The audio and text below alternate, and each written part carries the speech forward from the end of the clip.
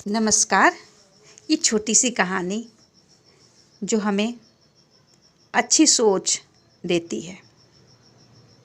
एक छोटा सा बच्चा था, 6 साल का बच्चा था। वो स्कूल गया हुआ था।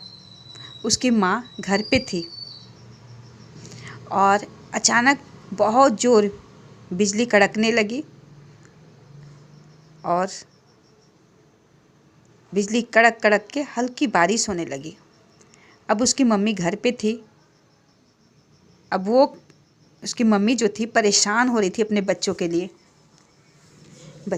परेशान थे कि मेरी बच्चा पता नहीं स्कूल में कैसी स्थिति में होगा, कहाँ होगा। और उसको जाने का टाइम भी ओवर हो रहा था, निकल नहीं पा रही थी। चिंता का विषय तो है ही, लेकिन चिंता करने से तो कुछ होता नहीं है। लेकिन उसकी मम्मी जैसे तैसे स्कूल पहुंची तो देख रही है बच्चे को कि बच्चा एक जगह खड़ा हुआ है चुपचाप, हाँ, और मुस्कुरा रहा है और ऊपर की ओर निहार रहा है। और स्कूल में काफ़ी बच्चे चले गए हैं और वो अकेला खड़ा है।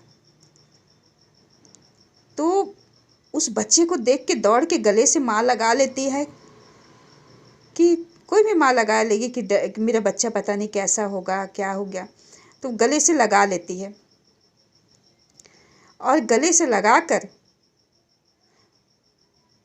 मतलब जैसे डरी हुई तो बच्चे अपनी माँ की तरफ देखता है और बोलती, माँ तुम्हें क्या हो गया, ऐसे क्यों देख रही है मेरी तरफ। तो माँ ने कहा, बच्चे मैं तो इतना लेट हो गया है स्कूल से लाने के लिए, इसीलिए मैं बहुत ही चिंतित, ऊपर बारिश बिजली कड़क रही थी तो मुझे बहुत डर लग गया था कि तुम किस हाल में होगे। तो बच्चे ने कहा, मम्मी किस हाल में, तो बहुत अच्छा हूँ, देखो ना ऊपर देखो।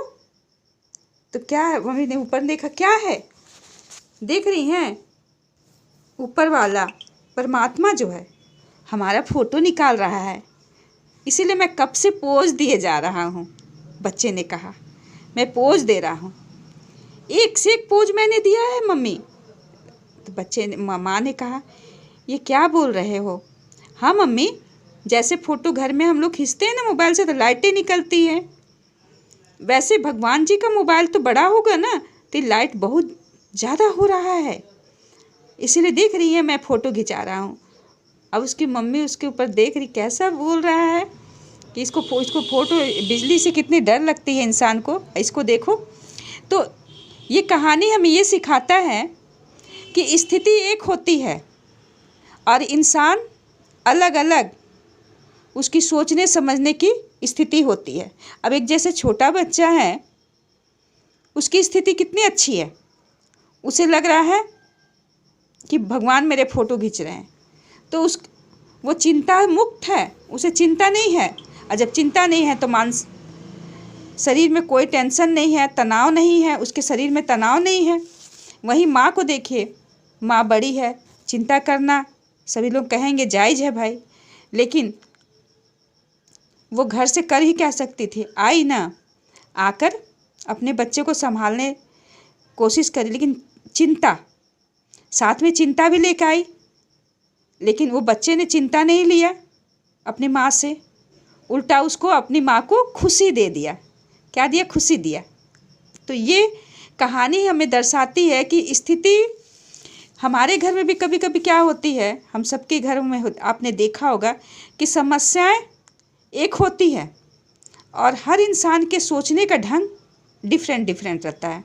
कोई कहता है कि हाँ समस्या तो है, इस बात में समस्या तो हमारे घर में आई है, प्रॉब्लम तो है हमारे घर में ये बात की, हाँ, वही समस्या के लिए कोई दूसरा कहाँ है समस्या, क्या प्रॉब्लम है, कुछ प्रॉब्लम नहीं है, प्रॉब्लम आई है तो जाएगा भी, हाँ। तो ये हमें कहानी ये सिखाती है कि प्रॉब्लम एक रहता है, लेकिन अपनी अपनी स्थिति के अनुसार हमारी सोच होती है। कोई उसी समस्या को बहुत बड़ा बना देता है, कोई मीडियम बना देता है, कोई छोटा बना देता है, आपने भी अपने घरों में देखा होगा। तो ये कहानी हमें यही सिखाती है कि अगर समस्या भी आए तो समस्या को हमको छोटा करके देखना चाहिए कि समस्या है ही नहीं।